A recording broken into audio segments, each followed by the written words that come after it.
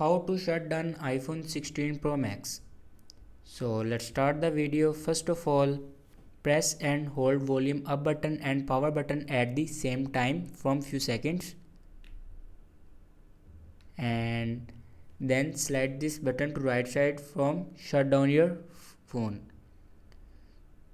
And the another way to shut down your phone, open settings and then click on general and scroll down in last, and you see the option shut down. Click on shut down and slide this icon to right side for shut down your iPhone. And the another way to shut down your iPhone, then simply say, hey Siri, shut down, and then click on power off. Your phone will be shut down.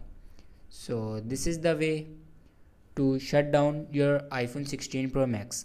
Thanks for watching this video.